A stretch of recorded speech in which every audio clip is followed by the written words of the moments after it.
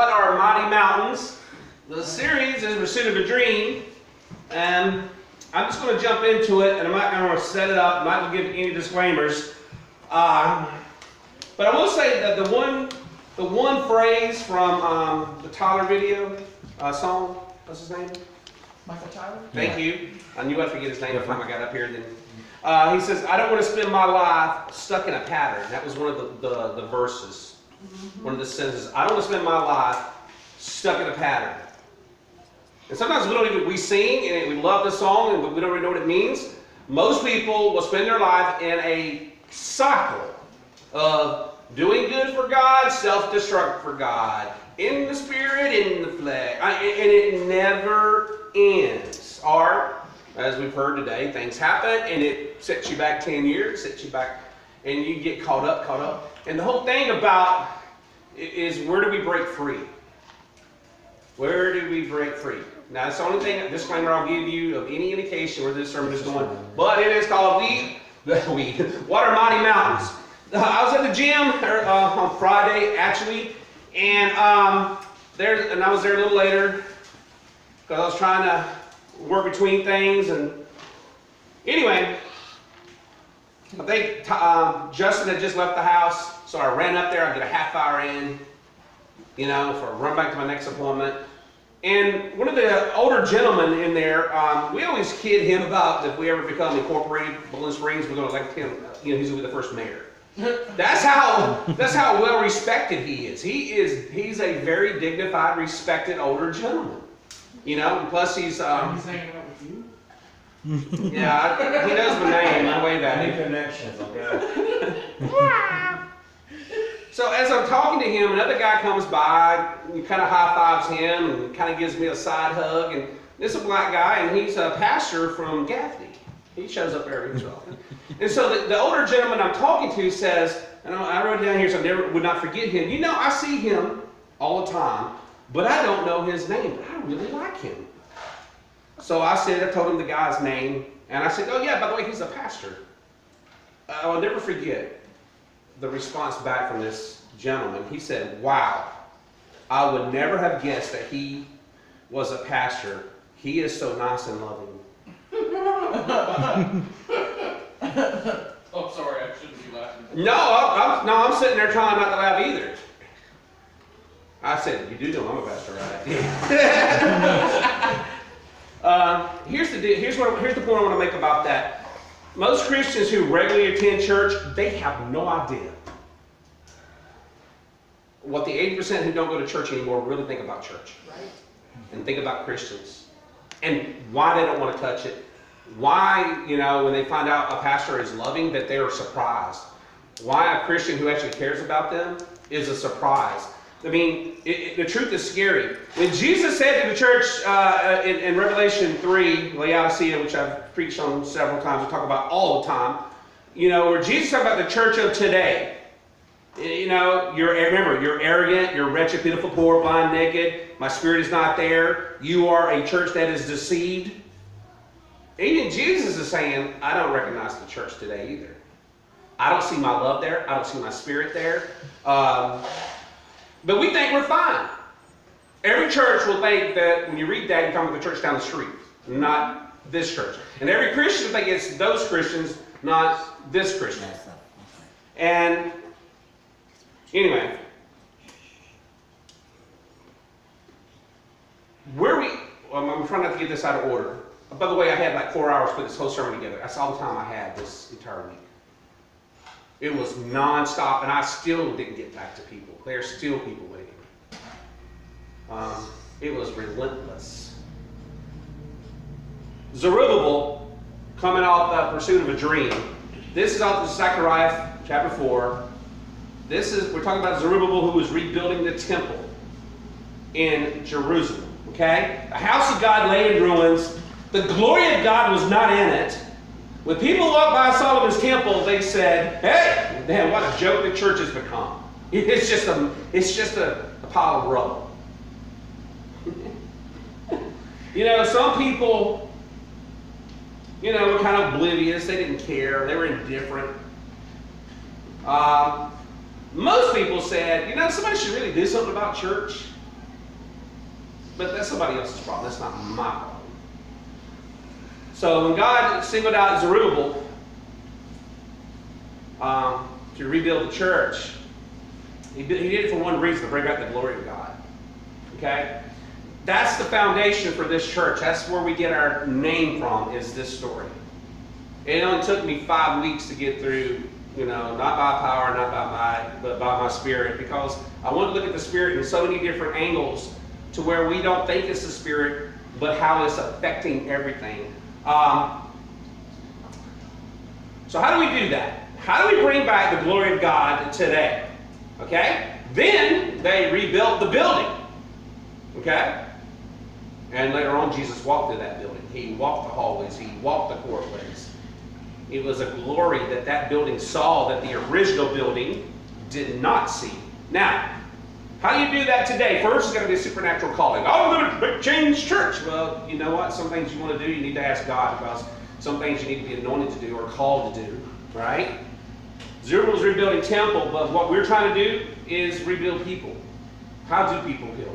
How do you get them through the process? What is the process? How, by my stripes, well, how are they healed? What is that healing? Is that physical, emotional, mental, spiritual? Nobody growing up the way I grew up, the way some of you have grown up, most of us grown up, there was no one in church to explain to us what we're going through, what we're facing. Where is God and stuff? And today, we're not rebuilding a building, we're building people. Building a different kind of Christian. I don't ever want to walk into the gym or anywhere where a person says, oh, you're a Christian? You're so nice and friendly. I would never have guessed you were a Christian. But that's exactly what the public is saying. That's the joke that we've become. So how do you rebuild something like that? How do you rebuild a person's life? Well, hey, it's a great thing. If I turn this thing on, it actually work. All right. Zechariah 4:6, not by might, nor by power. Might, you can't put this whole army together and say, we're going to change church. Or, I'm going to do it in my power. The Lord says, I'm going to do it by my Holy Spirit. Not by might, nor by power, but by my Spirit, says the Lord Almighty. Now, this series is the pursuit of a dream. What is that dream? It's really the pursuit of a vision, because I only want to make sure we know what we're trying to do here and what we're about. So it's really, what is the pursuit of a vision? But it's a vision for the church universal. It's a vision for us as an individual church.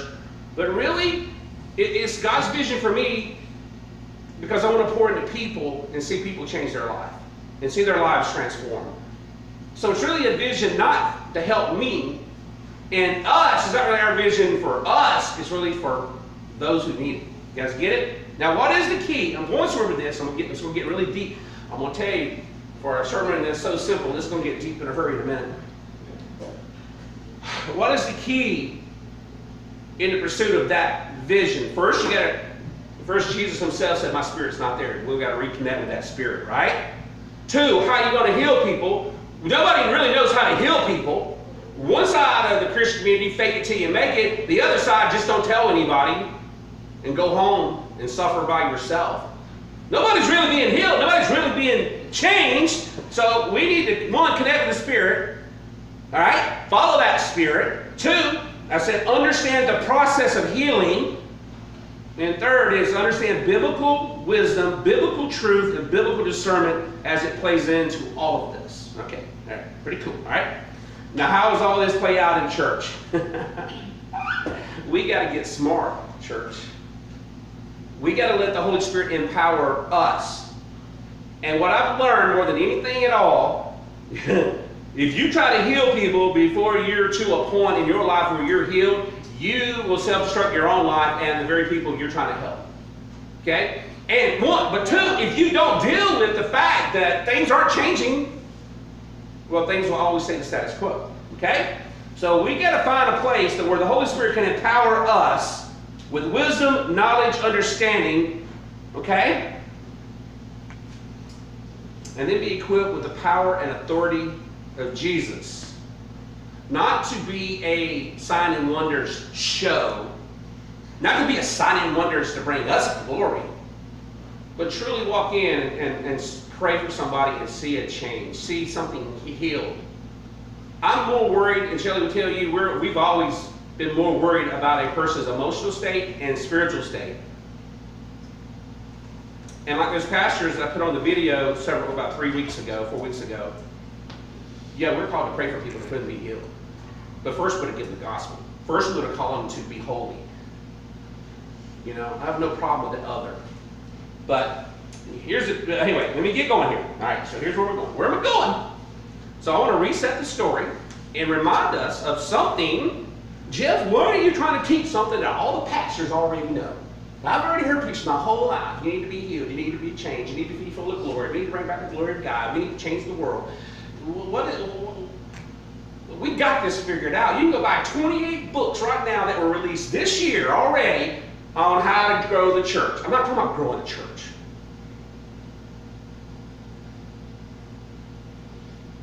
Or the 5 million books have been written how to be more like Jesus. I think the biggest issue in our day and time when Jesus says my spirit's not there and we don't even know it, is we don't know what the Holy Spirit is anymore. And if we don't know what it is, if the real thing comes along and you don't recognize it, what you going to do with it? What are we going to do with it? Oh, those people are weird.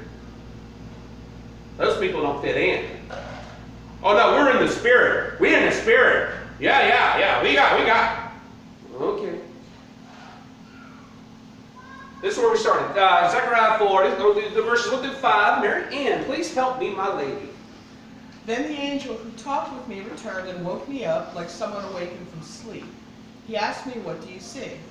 I answered, "I see a solid gold lampstand with a bowl at the top and 7 lamps on it, with 7 channels to the lamps. Also there are 2 olive trees by it, one on the right of the bowl and the other on its left." I asked the angel who talked with me, "What are these, my lord?" He answered, "Do you not know what these are?" "No, my lord," I replied. This is a prophet of God. Forget a pastor. Forget a Christian. This is a prophet. And God shows him what it looks like for the Holy Spirit to fill us. And he don't get it. We still don't get it.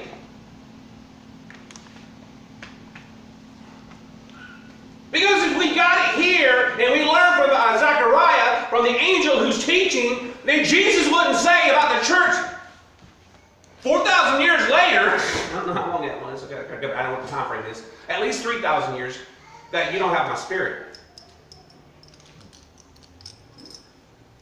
You're wretched, pitiful, poor, blind.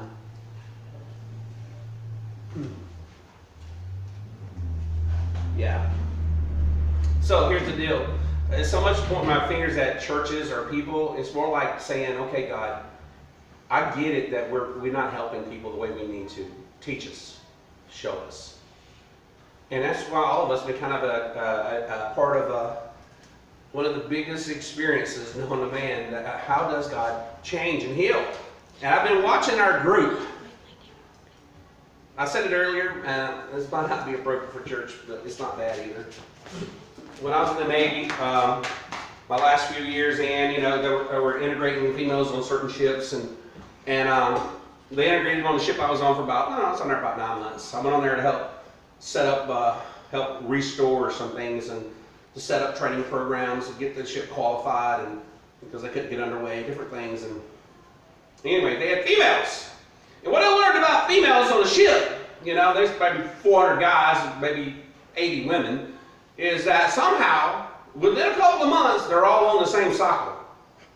Yeah. Their cycles, their woman's cycles, match up, and they're on the same cycle. Okay, you got what I'm talking about? You girls know what I'm talking about? That thing that happens once a month and starts with a P, ends in an S, got an M in the middle. I don't know how it happens, but it happens. But that's kind of what's happened here. The things that you're facing in your life is the thing the person sitting next to you is facing. It's like God's got us in the same cycle of growing a certain way to teach us certain things. The obstacle you're facing is the obstacle they're facing. It might be a week off. It might be a day off. I'm telling you, if you can see each other's text to me and the conversation I have with each of you, and if you could hear, and that's why I want you telling each other. It's like we're all on this same journey, which is what I intended and I hope. But God's got us on a spiritual journey together, and it seems like we're all taking the next step together. All right? Some of us make it the first try. Some of us take 2 or 3 tries. Well, don't worry. Wait a month, and it will be flopped, you know? Okay, here we go. Where am I going with all this? How do we not see the Spirit of God? That's where I'm going. So today, I hope by the end of this, I want to show you some things about the Spirit of God that maybe you haven't seen. That maybe some of you learned this week. Especially in the last 2 weeks, some things have happened. Okay? You ready? You ready? Ready. Ready. All right, let's take that next step and find out some things. Here we go. Water Mighty Mountains. Title of the sermon. Now we're going. Now we're going to roll. Now it's going to fire. Zechariah 4:7. This is from the NIV. What are you, mighty mountain? What are you?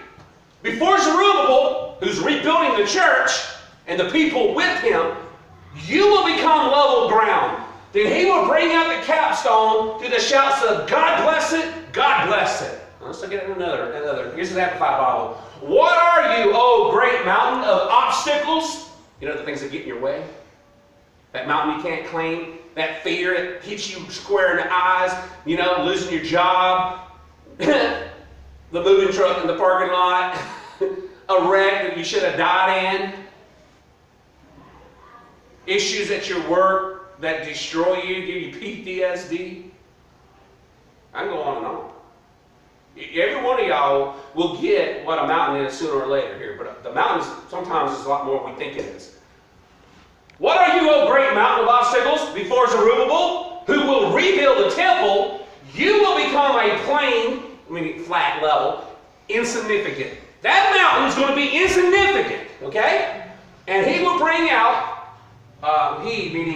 Zerubbabel, the capstone of the new temple, because God's rebuilding something. God's building something. He's going to restore something with the loud shouts of grace to it. For the CEV, here it says, Zerubbabel, that mountain in front of you will be leveled to the ground. I don't care if that mountain's a person, narcissistic, sociopath, somebody who tries to destroy you, who uses you. I don't care what hurt you're facing, what anxiety, fear, doubt you're facing. Zerubbabel, that mountain in front of you will be leveled to the ground. Here's the message. So, big mountain, who do you think you are? Next to Zerubbabel, you're nothing but a molehill. He'll proceed to set the capstone in place because nothing's going to stop this. Nothing's going to stop you, Christian, doing the will of God, because it was God's will to rebuild the church. It was God's will for His glory to return. It was God's will to use Zerubbabel and those with him. Don't forget those with him. And whatever mountain come up, it's going to be leveled. It's not going to stop God's purpose as long as Zerubbabel doesn't take stage right and exit the room. And the reason that God, the angel of God, spoke to Zechariah, the prophet, who gave him the 5th vision here, and the 5th vision was for Zerubbabel, which is where we get our name from. The reason he gave it to him to speak Zerubbabel, because he was kind of down and out. He needed to be encouraged. He needed to be built up. He needed his faith to be restored a little bit. Let's keep going here. The learning Bible. We're going to read that last one. Therefore, no mountain, however high. Say that again. Therefore, no mountain, however high. What? Say it again. Therefore, no mountain, however high, can stand before Zerubbabel, for it will flatten out before him. And Zerubbabel will finish building this temple with mighty shouts of thanksgiving for God's mercy, declaring that it was all done by grace alone. Therefore, no mountain, however high, can stand before him, before Zerubbabel. No mountain, no matter how high, can stand before you, Forrest. No mountain, Catherine, Shelley, Anna, Jeru, Deb. What's your name, little girl?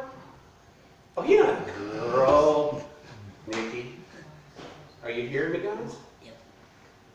No, therefore, no mountain high or high can stand before you, church. Fifth vision. For it will flatten out before him. Now, did Zerubbabel flatten it? No. Is that what it's saying here? No. That's why I love the TLB here. It says, for it will flatten out before him. So who actually flattens that mountain? God. The Lord himself. Yeah, where do we get that from? Not by might, nor by power, but by my spirit, says the Lord Almighty. It's even the thing that's inside of us that tries to destroy ourselves. Oh, how do you know where I'm going? We don't, you don't need to be attacked. The devil just flashes something up there and we lose it. You know what I told that mover that day?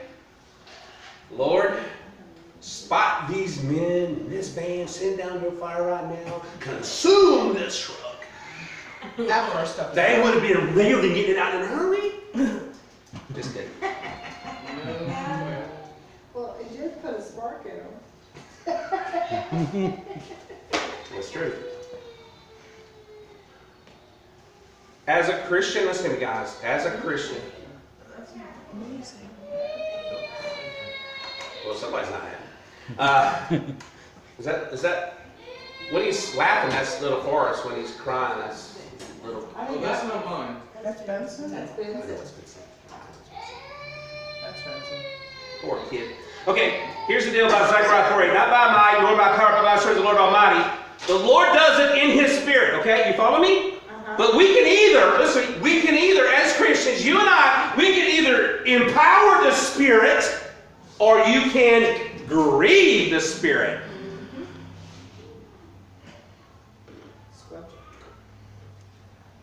Depending upon our spiritual maturity, we're either going to empower the Spirit, we're not going to fall into worry, we're not going to fall into doubt, we're not going to freak out, we're not going to do the wrong things, we're not going to make the wrong choices, we're not going to go into the flesh. And we'll let the Spirit fight it. We'll let the Spirit, and we'll align ourselves with the Spirit and follow the Spirit, or we grieve the Spirit, get into our depression, get into our self-righteousness, get into our anger, get into our bitterness, get into attacking one another, get into giving up, quitting. You guys get where I'm coming from? Mm-hmm. Water mighty mountains. Deceptions of the mind. No, I'm just saying it. The angel of the Lord said, what are mighty mountains? They're nothing to God. They're nothing in the spirit. But in the flesh, they have some problems too. Wait to see where we're going. Okay. Sooner or later, you've got to realize something, and most, I can preach it every week and nobody will get it. Because I have preached on this about every other week in some form or fashion, okay? And that's where it's Ephesians 6, 10 and 12. Finally, be strong in the Lord and in His mighty power. Put on the full armor of God so you can take your stand against the devil's schemes. The devil's schemes, we've been talking about deception. For our struggle is not against flesh and blood, but against the rulers, against the authorities, against the powers of this dark world, and against the spiritual forces of evil in the heavenly realms. We are in a spiritual war. What's happening in America is not Donald Trump taking on them. It is a spiritual war. We're fighting the enemy. Because if you knew the whole plan and you see the whole plan, you realize we were going to be enslaved. The whole world was going to be at war. There is an evil out there so evil enough that would it do? But we're sitting there, oh yeah, we're free. We got it. Oh no. See, this is the deal. You know what the real enemy is in America? It ain't even that. It's you and I. It's you. It's me. Because we don't believe in a spiritual war. We don't believe in angels and the devil. We don't believe that. The Bible says that the devil, who owns this world? Who controls this world? Who? Somebody fill in the blank or I'm going to scream. The enemy. And we wonder why hurt comes, oppression comes. So what are you, mighty mountain? That mountain can destroy you. Or that mountain is what empowers you to truly know the Spirit of God and to have true power. If you want to be a Christian, there's a saying about sailors. A skilled sailor, it's a Navy sailor, right? A skilled sailor is not made in calm waters. No. Well, you think you're the greatest sailor ever if the waters are always calm. Let the storm hit. That's what teaches you to be a skilled sailor. So if you want to be a great Christian, a powerful Christian, you've got to know the storms are going to come. And they're going to expose your character, your heart, your courage, your integrity, your insecurities, your fears. It's going to show you who you really trust. And why does God do that? To humiliate us? No. No. I'm going to tell you a story today. I want to reframe this, what's happened with Zerubbabel in the mountains, with another story. And it ain't going to look like it fits at first, okay? I told Dana, I said, I don't know if God's giving me this or I'm trying to force this. You know what I'm saying? No, it works. Just let me finish. Here we go. So this is my true Bible story. 2 Kings chapter 6. We're going to start with verses 8 through 14. Shelley, would you read the first slide here for me, for this section? Now the king of Aram was at war with Israel. Yup. After conferring with his officers, he said, I will set up my camp in such and such a place. Yup. The man of God sent word to the king of Israel, beware of passing that place, because the Arameans The man of God is Elisha, the prophet. are going down there. So the king of Israel checked on the place indicated by the man of God. Time and again, Elisha warned the king so that he was on his guard in such places. This enraged the king of Aram. He summoned his officers and demanded of them, tell me, which of us is on the side of the king of Israel? None of us, my lord the king, said one of his officers, but Elisha the prophet, who is in Israel, tells the king of Israel the very words you speak in your bedroom. Go find out where he is, the king ordered, so I can send men and capture him. The report came back. He is in Gotham. Like Gotham with the G. Okay, he then sent horses and chariots and a strong force there. They went by night and surrounded the city. You ever did something for God and everybody's against you? You ever spoke the truth and well, I tell the truth and everybody hates me? And I try to pull a gun and everything goes wrong. Okay, it happened in every Bible story that way. You got the man of God speaking the words of God, speaking the truth, standing on the promises of God, being used of God. You want to be a pastor that changes churches? Be ready for 2/3 of people come through that door. They're going to tear you down. You want to change your marriage? Boy, if you like the opposite sex, try to make your marriage perfect. Try to be honorable with God. And boy, you're going to have stuff thrown at you, opportunities, traps, temptations. You're trying to do the biblical thing, your whole family's going to turn against you and tell you you're dumb, you're stupid. You tell the neighbor you're going back to South Carolina, no, don't go back home. No, you need to find a job, then move where the job is. Don't go somewhere and find a job because you might not find it there. And then you got to move a second time. No, God told me to go here. What? No, that's not the way it works, Jeff. No, I'm listening to God. The man of God, who is being used by God for the purpose of God, right? Who is speaking the truth of God, the enemies of God, the enemies of Israel, become his enemies. Alright? When they learned that Elisha is being used by God, they developed a plan to stop the man of God. You guys get what I'm saying here? Yeah. Guess what happens when God gives you a plan for your life? The enemies of God.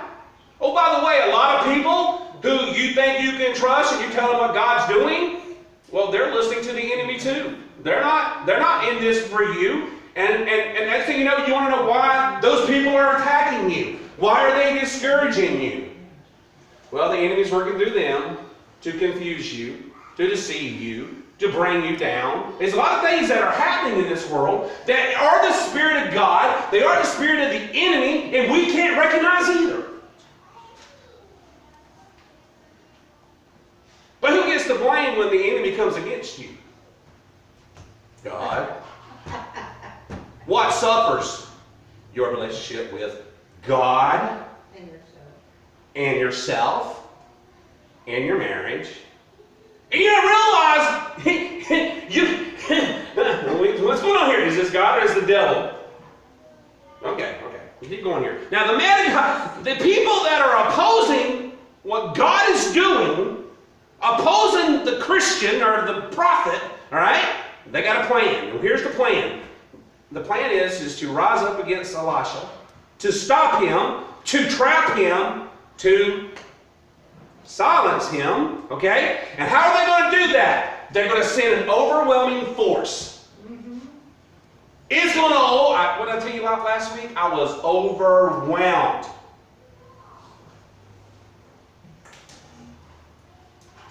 Why would the enemy send so much emotional baggage, physical baggage, problems at work, at home, can't fear God, can't see God, don't understand God, don't know what's going on? Why did the truck movie company do that? Why did this happen? Why did you can just put all these things together? You realize the devil's got a plan to overwhelm your mind until you break.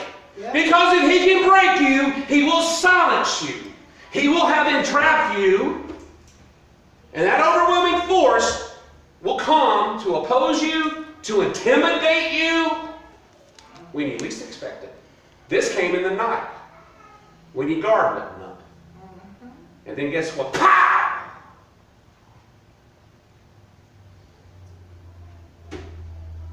What are mighty mountains? Well, this mighty mountain rose up against Elisha. Just like mighty mountains rose up against Zerubbabel.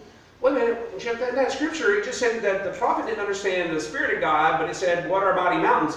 Let me tell you the mighty mountains that Zerubbabel faced, because I'm sure you don't know. First thing is they didn't have money or resources to rebuild the temple, but he was called to rebuild the temple. God, why would you call me to something, but not give me the ability to do it? Why would you not give me the job or the money or the resources? I can't do this. I don't have it in me. I'm not trained for this. He was a governor. He wasn't a builder.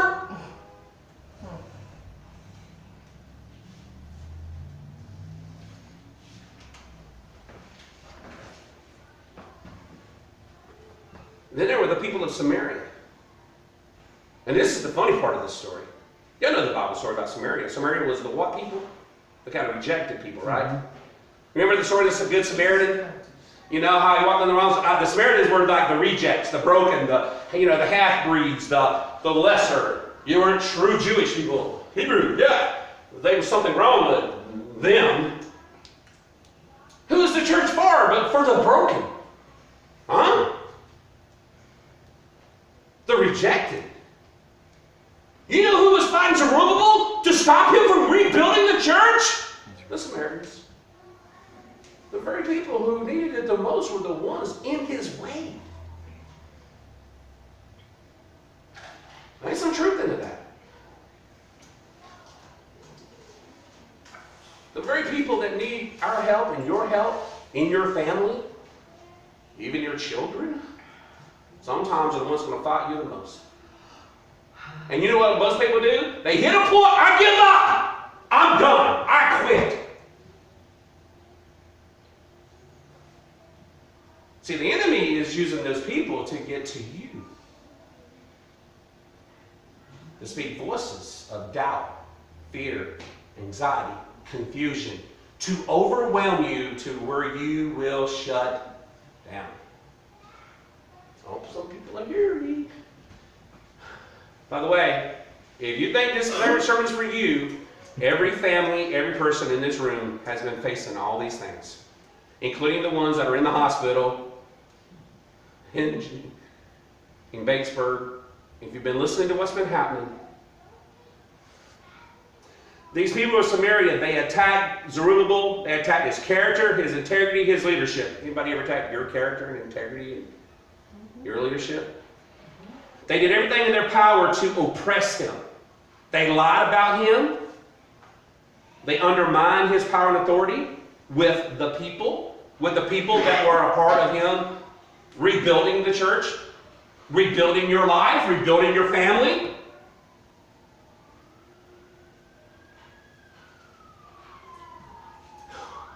See, the Samaritans will do everything in their power to undermine people's faith in you. And they will do everything in their power to undermine your faith in the ones you need to trust, specifically God. They were attempting to cause those who supported Zerubbabel to abandon him, reject him, silence him, and even destroy him.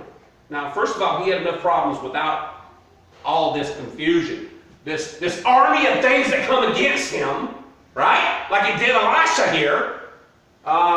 He already had enough problems. What was the problems? He had a group of people who were called to build this. They laid the foundation. They had no more money. They had no more resources. For 17 years, they stood there and looked at it. They had church in a building that had no roof. The piles of rubble was still off to the side, okay? But they had a promise from God. They had a vision from God. They had a dream from God of what was going to be one day. One day, the glory of God is going to come back. This temple is going to be finished, and the glory in this building is going to be greater than the glory in the former building. That's how it is in our life, too. Your life got destroyed? Good. You lost everything? Praise God. Because he's not trying to throw you away. You usually got a calling on your life. And when God restores it, how many years you got to wait? Zerubbabel had to wait 17 years. You know what the morale was like for the people going, are we ever going to get our building?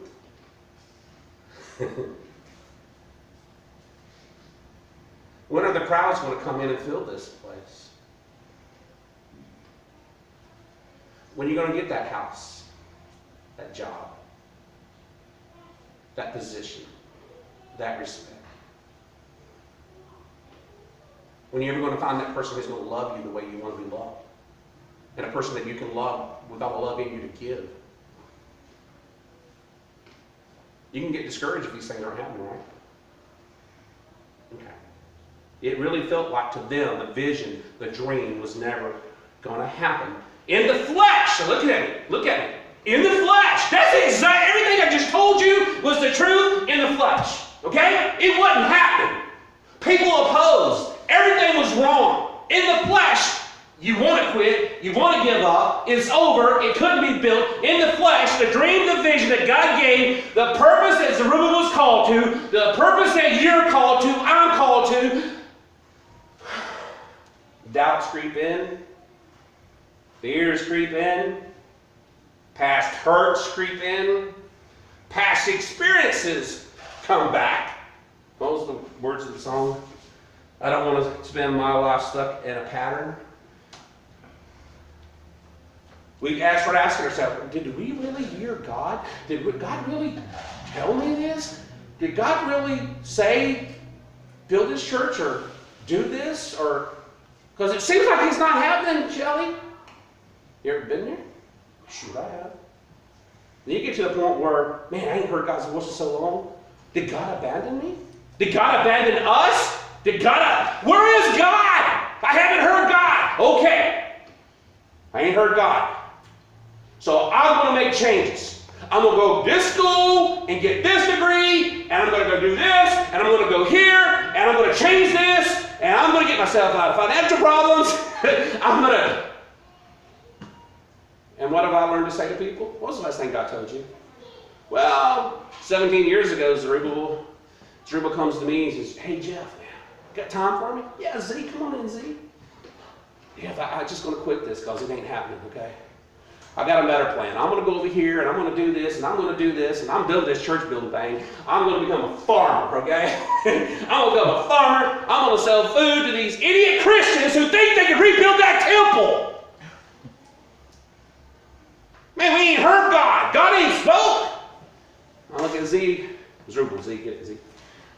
What's the last thing God said to you? Build the temple. He didn't say anything else since then? No. So until he speaks, you don't move. You don't change. You don't quit. You don't come up with your plan. You don't abandon his plan because you can't see it. Because you don't understand it. But in the spirit, if you're in the flesh, you're going to do it. You're going to do it because fears, doubts, hurts, insecurities, brokenness, past, all these things are absolutely trying to pick your focus. And that's why Zerubbabel, Zechariah was given this vision to give Zerubbabel to refocus him on the truth. Not by might, nor by power, but by my spirit. Hold on. And a little later on in this story it says, the hand that started it will be the hand that finishes it. If you don't stay, if we can't function in the spirit, we will abandon God's plan and God's call, God's purposes. We will destroy our future. We will destroy our marriage. We will destroy churches. We will destroy God's purpose for your life. And then when you're 50, people coming to me, and they're 60 coming to me, I don't know my purpose. Well, yeah, there's a reason for that. Is that God's fault or your fault? Or my fault as a pastor because I don't preach it right. So you hear it and help you connect with it. More often than not, it's because, yeah. Not by might, not what you and your husband can do, not what you as a church can do, not by power, not by what you can do, but by my spirit. That's right. Now, remember we were talking about Elisha for a minute there? Let's go back. Now, where did we leave him?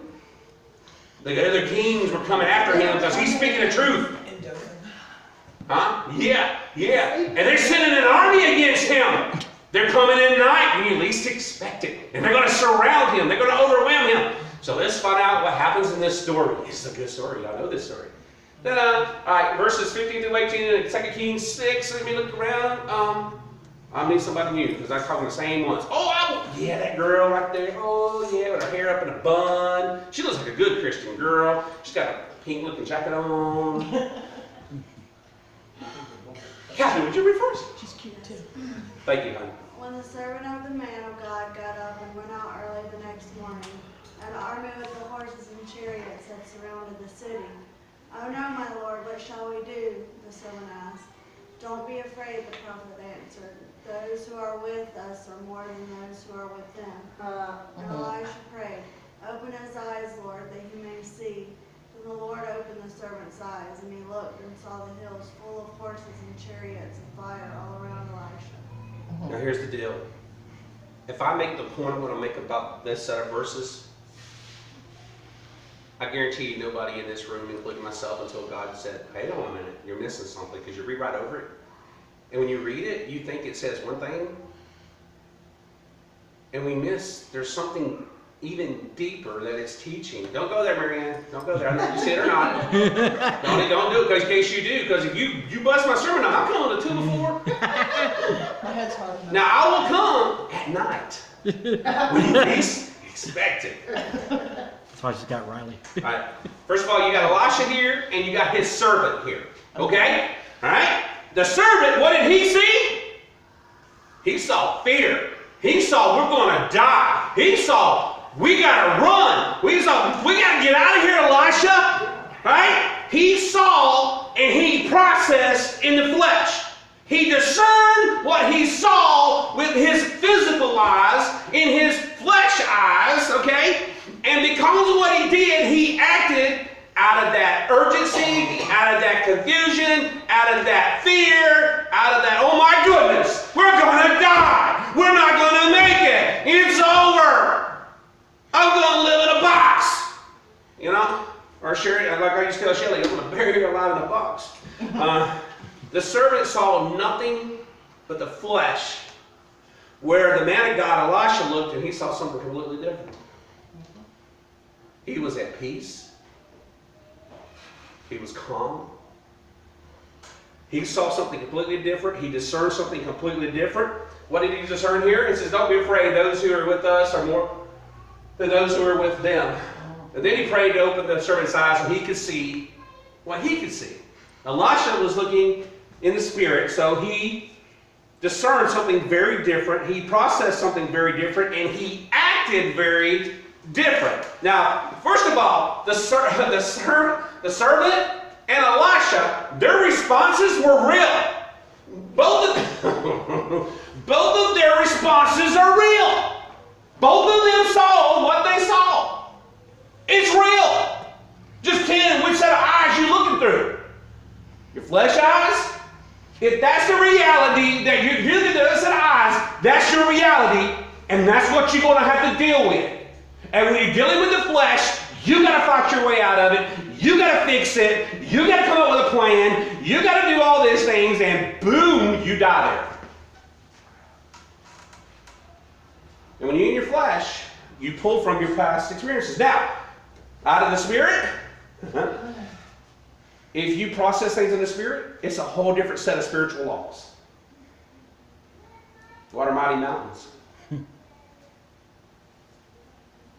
What are mighty mountains? It's really a kind of a question statement. It ain't really. What are mighty mountains? To the servant, oh, that's one heck of a mountain. That mountain's going to kill you. Okay? I just, I don't know, I feel led to share, but, I mean, it's like the exact same story. You know, this week, we felt like we had to make a decision, you know, we had to get out or we had to stay.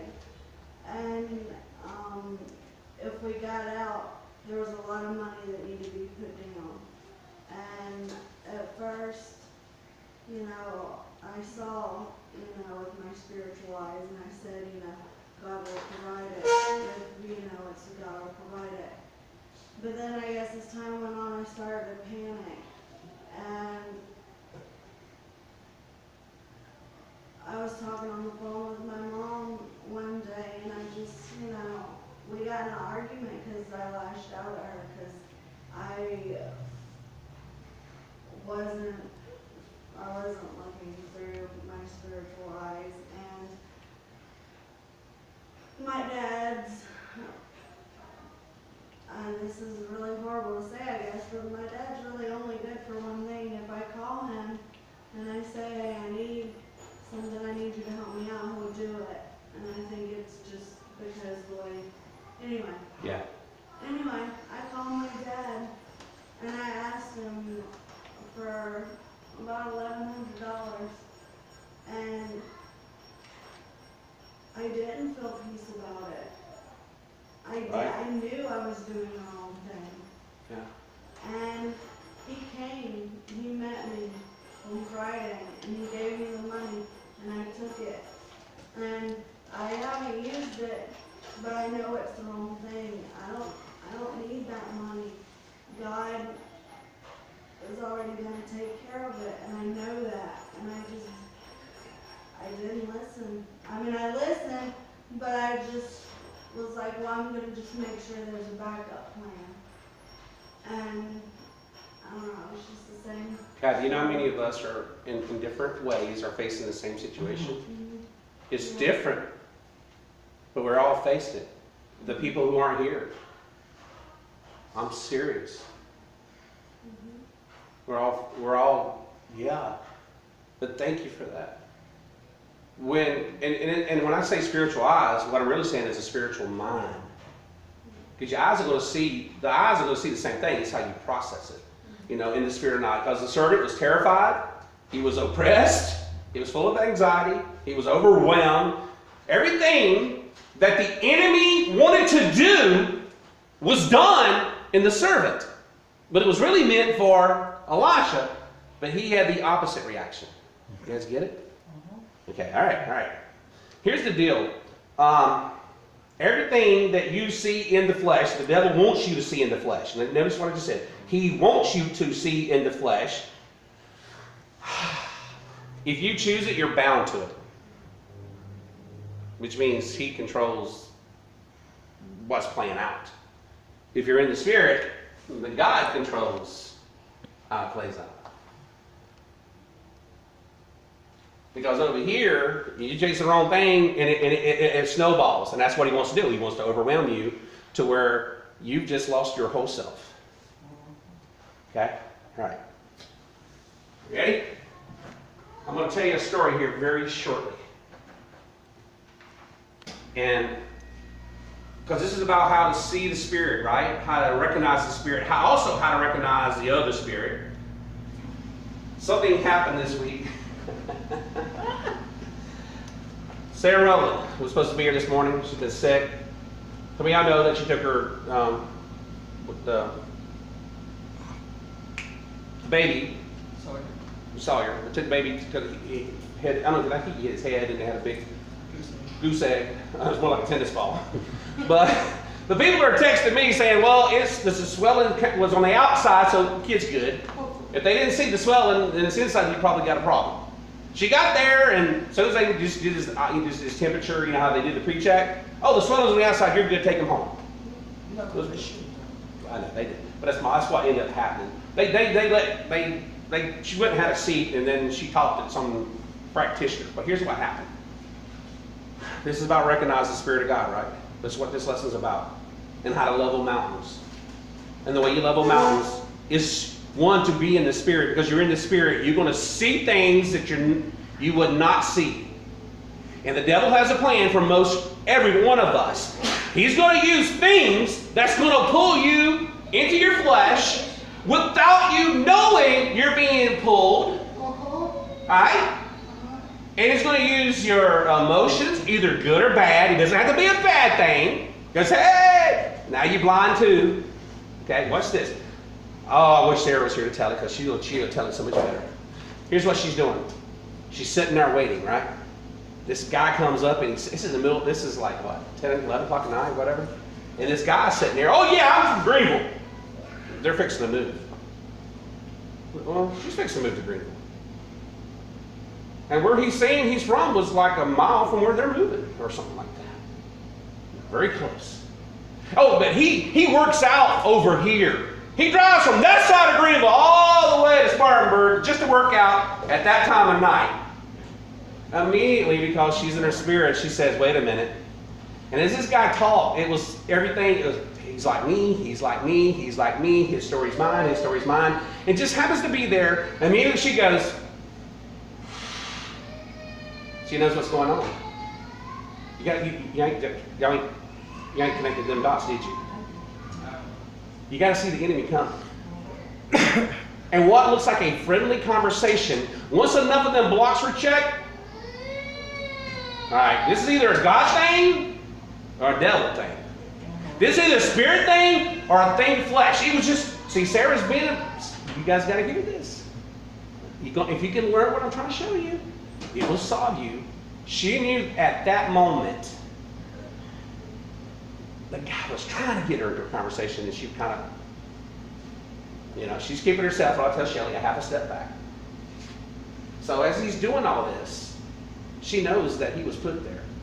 Either he was an evil angel. You know how people entertain angels unaware? You know there's evil angels too, right?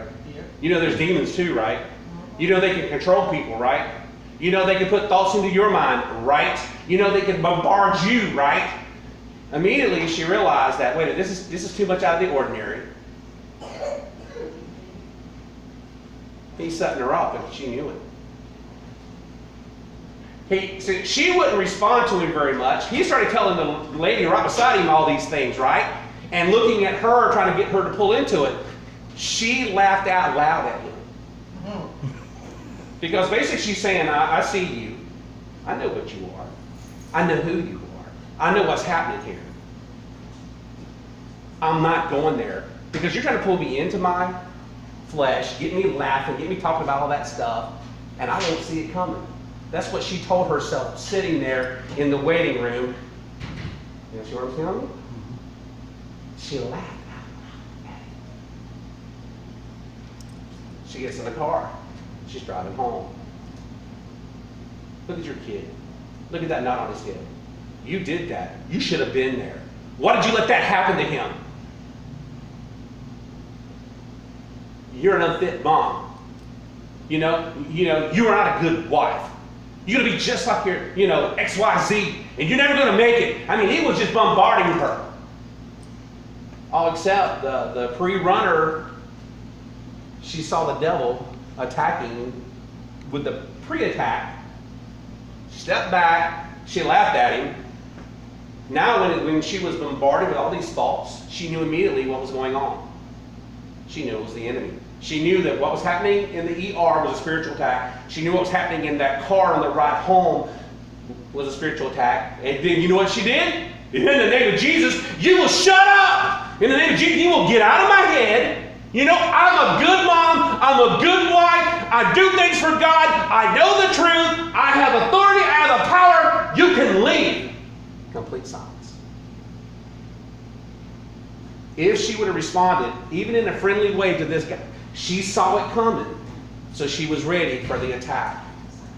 If she had been blindsided because she didn't see it coming, and there it was, you can see it coming. You guys get what I'm telling you? See, there's a maturity. Where I'm going is there is a maturity in the faith. There's maturity in your walk with Christ. There's maturity when you understand how the Spirit of God works and how the enemy worked here. You know what I'm saying? If you can understand these things, you can see it coming. So next time Mary Ann's sitting there and all of a sudden it ain't going to work out and she chose the wrong move. Whoa. No, you can have a confrontation with the guy trying to take your stuff, right? But what I'm saying is, when you see the precursors to it, it's fixing to get inside your head and destroy you, make you doubt God, you can see it coming. It's almost like having PTSD. And like, if the phone rings and it's the number from the person that, you have this issue with, I know what that is. It's the devil trying to get to me. You guys know what we're talking about here? There is a way to see the enemy coming. And it's so important. And there's a reason for that. Now, where am I going with all this? Sarah recognized this guy's story. Okay? She was able to discern that something wasn't right about it, even though it wasn't a problem. All right? And this is why, because she saw in the Spirit. She discerned in the Spirit. She didn't miss it. This man was either an evil angel or he was under the influence of something, or he has no idea. But this was designed to pull her into her flesh. And if she would have got even in laughter and all that stuff, she would have been blind. And then when the full attack come, it would have destroyed her. Do you know her character? You know her heart? You know her fear is not that she's not a good mom, or that she's not a good wife. The enemy, he knows your insecurities. He knows your fears. He knows your past. He knows these things. And he's going to use them against you. Why am I saying it's so important for us to heal? To truly heal. Because now when the devil comes, you'll be like Sarah. You'll laugh at him. Because you see him coming. But another thing that was special about this story, not only did she see it, recognize it, discern it in the Spirit, even if it looked as innocent as it would be, because here's what's going to happen. You're going to be sitting there and things will be happening, and you can go, this doesn't feel right. This doesn't look right. And there's no reason for you to question it, but you do. The one of two things are happening. One, something's playing off of your past fears, anxiety, hurts, and stuff you hadn't dealt with. So it's putting fears and all that's coming up now. Or, if you've dealt with it and you've moved beyond it the way she has, the things that were happening, whoa, that ain't of God, that person's not of God, that phone call's not of God. And now, she needed to discern. And she immediately said, that's not right. That is not of God. Or she could have said, All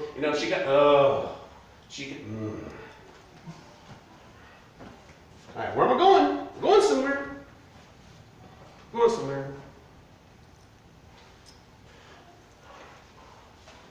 There's a time when the enemy attacks, you just laugh, right? Because you see it. But there's a time he attacks, you got to confront him. And what does she do in the car? She confronted him. You just can't sit there and go, okay, I'm just going to endure this. On Tuesday morning, on my way to the gym, I come down with that virus and stuff. Actually, I hadn't come down. I was on my way to the gym. Had a good Monday. Men's group's going to meet. On my way to the gym. Then I come and I can't lose. You know, I've been trying to lose this. I'll get my mind right. The sickness, and then I got that stomach bug. So I think it was now I'm on. And then I did what she did on Thursday or Friday. I was on my way to the gym yelling at the devil in the spirit. You will back off. You will get out of my head. You know? But I can't even pass the store. I gotta get something to eat. I told you how it was last week, right? Well, I had to confront the devil face to face again. I don't know what happens from Tuesday, Wednesday until now. I've lost 10 pounds. I ain't done nothing different. But he doesn't have my mind. I'm not being oppressed. I'm not being beat down. You guys know what I'm talking about?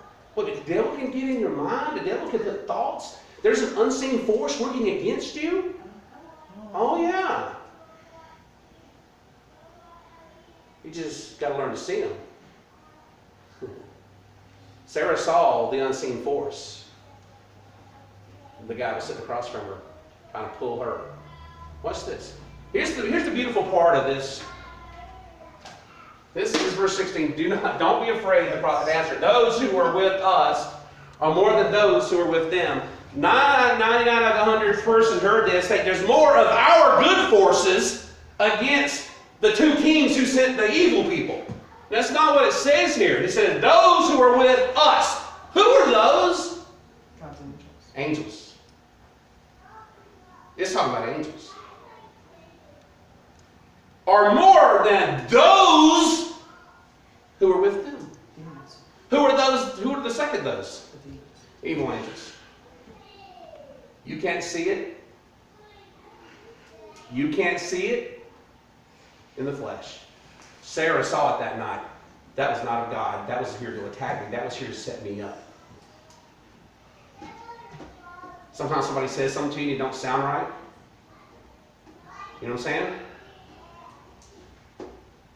When the Christian community realizes that if you're a man or a woman of God and you're doing God's work, whether it's being a daycare worker, whether it's being a pastor, whether it's whatever, when you realize that the enemy is going to shut you up and stop you. If Anna's calling is for children for the rest of her life, and she does have a calling, if that's her calling and that's her purposes, all right. If there's somebody in her, that she works for or works under, she knows where I'm going with this. Especially if they got hang-ups and they're in the flesh and they're broken, the enemy will manipulate them to attack you, to beat you down, to you want to abandon your calling and your purpose and give up and quit. Does that mean you stay under? No, that's not what I'm saying. What I mean is you quit that for your life and you go in another direction. The enemy can use your own spouse against you if he's not in the right place or she's not in the right place.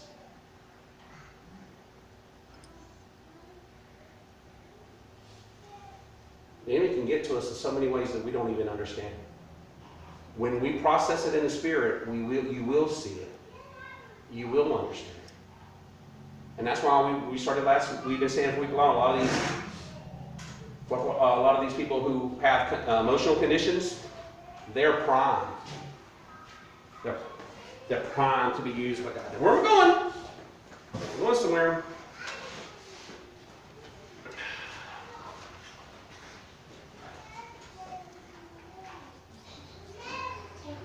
How many people, if you tell people that, I think an evil angel's telling her to say that to me, would they believe you? If you said that, you know what I'm saying? If you discern that somebody's trying to get to you through somebody else to discourage you, to put fear into you, doubt into you, well, people think you're crazy if you said that. Oh, yeah. Go read the New Testament. Yep. Go read the stuff that Paul wrote, Peter wrote. Go read Jesus' own words. You're going to be deceived. People today are going to follow deceiving spirits taught by demons.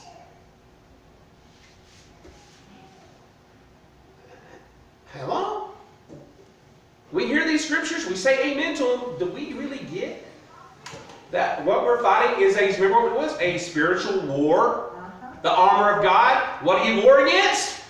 Not white people against black people, or purple people, or half people, or green people. No, our enemy is who's trying to divide us. You. Who's trying to get us to hate, to backstab, to war.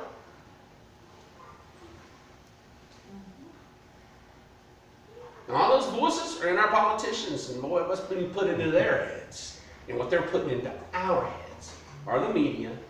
You guys get where I'm coming from? There's a whole thing going on. You know, Anna was talking about discernment earlier. You know, people don't talk about that in the circle she used to come from. Well, mine neither.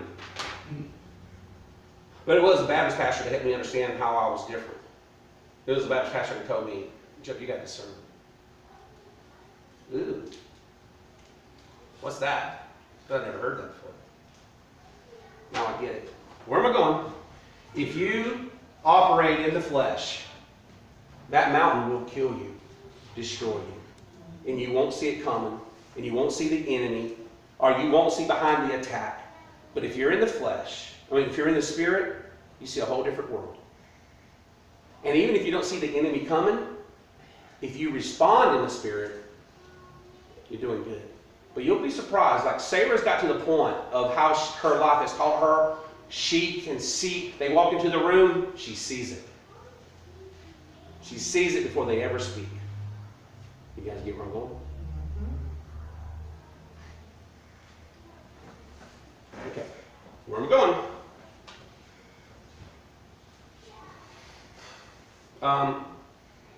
Do you know why God makes you face things you don't want to face? You ever thought about that? Justin knows I'm going to talk about this. I hope he does. I told him. He remembers everything up to the wreck, but who saw me last night? He can't remember all that, and it's all good. I told Justin this morning, I said, Justin, I said, when you came in here, who's here? Who's here? And there was a group of people, Jennifer, his close friends, myself, his co-workers were there, two of his bosses from his high school were there, and everything. And so we'd all seen him and hugged him, loved on him. And I don't know, it's about 2 hours after that, he looks at, I think, Jennifer or Jeff one, and he goes, nobody's coming to see me.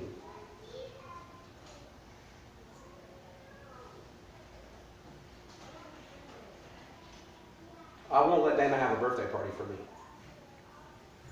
I refused over the years. Don't you dare have a birthday. Don't you surprise. You do it. She knew she better not. Why? I was the rejected kid. I was the throwaway kid. I was the kid that everybody wanted. And some of the things I kind of are still way back in the back that, maybe I'll never get rid of, is that if you throw a birthday party, nobody will come. Or you die, no one's going to be at your funeral. Or if you're in the hospital, Justin, nobody's going to come see me. And I told him this morning, I said, you had to face that. Because God needs to take it out of the way. Because at any point, let's say he's doing great things for God, and he's going to a church down in Atlanta, and they got 10,000 people, and he's going to do his escape, right? He's sitting at the airport, somebody walks up to him and goes, you know what? I bet your mama didn't even want you. I bet your daddy walked out on you. And that person will walk off. He don't know them. They've never seen each other. Why would that person walk up and say exactly the wrong thing? Because you're about to be used of God. A person will say something that will connect you to your hurt, your fear, your past, your insecurities, your doubt. Now it's over. Now you're not going to take that job. Now he can't go up in front of them people and talk because the devil just got in. This is why we got to face things. And I love Justin's reaction to everything this last couple of days. I started texting him, and I said, 2 inches, you're dead. And that's what they said, 2 inches, he's dead. He shouldn't have lived anyway. They guarantee you 2 inches over, he would have died. The tree would have hit him.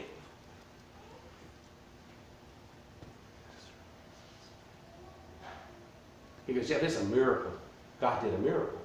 And then I reminded him of something. Justin, you should have died when you were a kid. When you lost your family. When you were thrown away.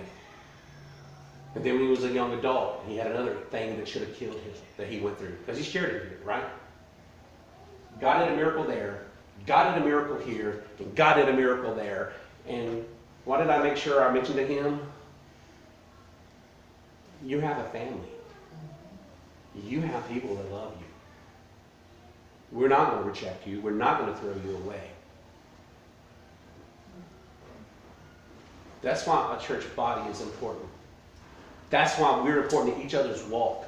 Because the rest of the world is going to tell you you're not good enough. That you're stupid, you're ugly, you're unworthy, you're not godly enough, you don't have enough faith, you're not pretty enough. And you know who's sending those people to tell you these things? The enemy's working against us. You guys get where I'm going with this lesson? And what did the angel of the Lord say? What are mighty mountains? I will flatten them before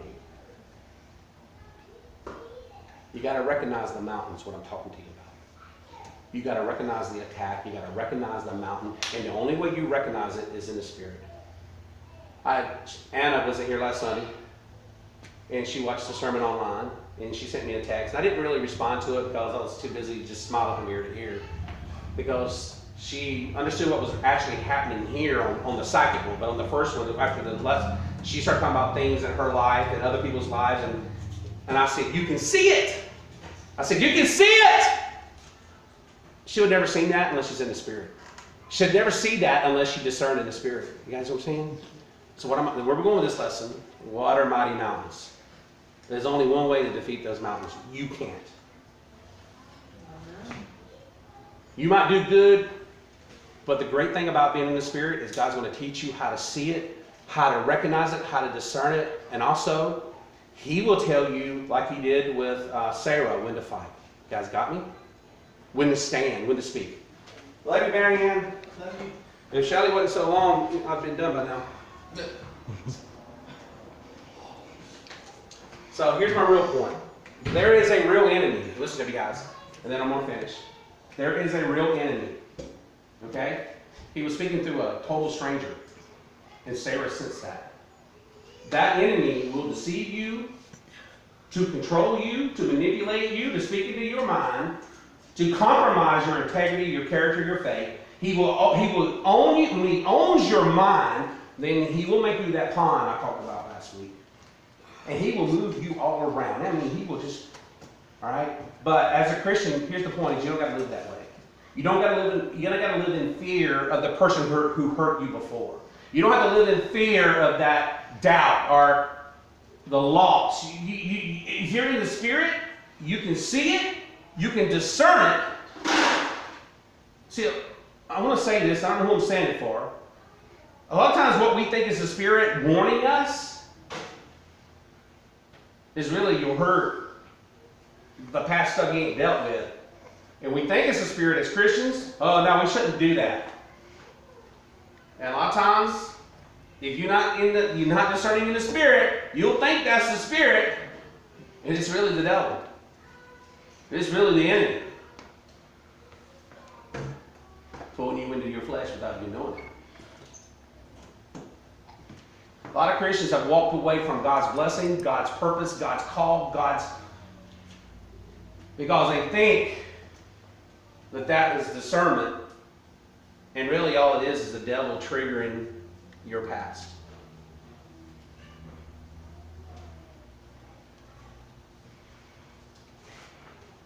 All right, I'm going to close. What was the difference between Elisha, listen to me, and the servant?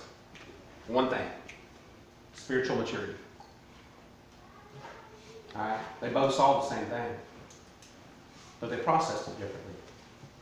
Okay, Christian maturity. As a Christian, Part of that maturity is you learn what is of God and what is not of God. Or you know when to wait until you know for sure. Sarah actually saw it coming. I think a lot of us as a church, and you in your individual life, you know, there's a door, right, of spiritual greatness. You know what I mean? God's going to take you. God's going to set you free. He's going to really release you.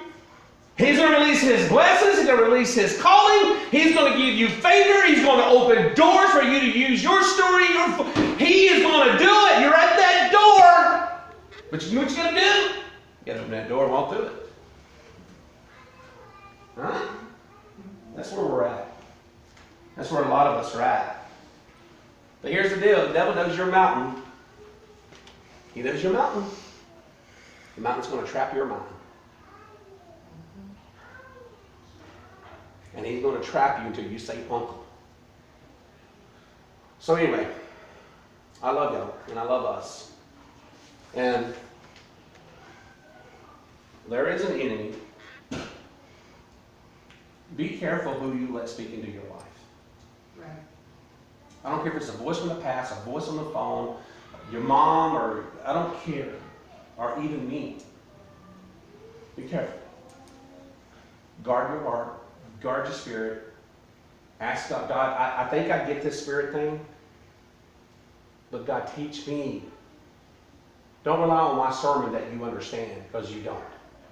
It's when you get intimacy with God, that's what I want for us. That's when we rise. So, by the way, every family, every person, at work, at home, I mean, everywhere, everybody of us have to face these things. And like Shelley said, sometimes you're going to lose it. You're blindsided. You're going to lose it. You didn't see it coming. You respond wrong, but then you go, whoa! And Shelley says, I caught myself, and it didn't go any further. It didn't turn into an avalanche. The ball didn't keep rolling down the hill. Well, you know, that's spiritual maturity, that you see it, you catch it, you stop it. Because the devil, what is he trying to do? He's trying to trap you. He's trying to silence you. He's trying to compromise you. He's trying to get you to quit and die. He's trying to get you to listen to yourself rather than listen to the voice of God. All right? So I'm gonna say a prayer. I know this is, I told you I had like just a few, you know, just not much time to put this together, but I love us. I love who we are. And another thing Anna said to me this week was that, you know, if you look at all the stuff in the flesh, the visions that have happened, the things that have happened, and the hurts, and, you know, where is so-and-so? Why? If you look at all that, all you see is, man, we should just close the door, right? But if you look at the spirit and you see what's really happening, the unity, the love, people are growing, people are changing, people are finding that spiritual maturity, people are finding things in the spirit, and you realize that everything is right where they're supposed to be. And here's the deal with Zerubbabel. There's going, same thing in Zerubbabel's life, in our life, in your life. There's going to be opposition. There's going to be oppression. There's going to be mountains. But what are mountains? What are people who don't get it? So I encourage you to follow the vision, the dream that God has for you. What God has told you. Whether that's to be a firefighter,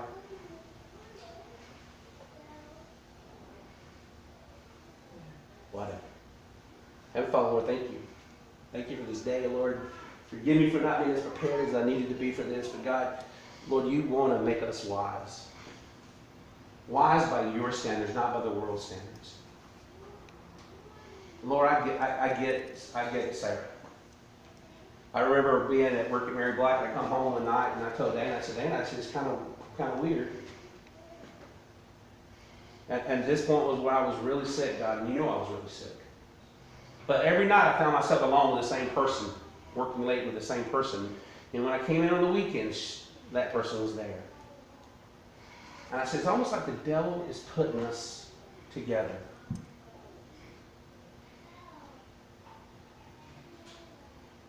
And he was. And it was a trap. It was to destroy my character, my integrity, my heart. But we got to recognize the enemy for who he is and what he is and how he speaks and how he works. Because, Lord, if we don't, we'll make the wrong choices. He will use us against ourselves. That's why we got to heal. That's why we got to face things. That's why we got to let go. Because we hang on to that doubt, it's going to come back and it will sabotage. Fears, it will sabotage. Lord, teach us what it really means to live in the Spirit. Not by power, not by might, but by your Spirit. And God, you are going to level the plain. You're going to make our path straight. You're going to level the mountains. But God, also sometimes, like say or learn, you're going to call us to speak. And Lord, we don't have to take that abuse from the enemy. But God, you want to set us free in power, in truth, in might, in the ability to change the world. And Lord, I thank you for people who have been so open about their lives and sharing how, Kat shared what's happening. And Lord, that's no reason to walk out. Here's what the enemy's going to do. Catherine did something real good. She says, here's what happened, and here's what I did, and here's what we did. Now she's going to walk out that door here in a few minutes. And here's what the enemy's going to say. Well, you're an idiot. You told all of them this stuff, and you told them now they're going to look at you funny. They're going to think bad of you. They're not going to be your friends. They're going to smile at your face, and then they're going to make fun of you behind your... Oh, that's the enemy. You've got to see him coming. You've got to see in the Spirit.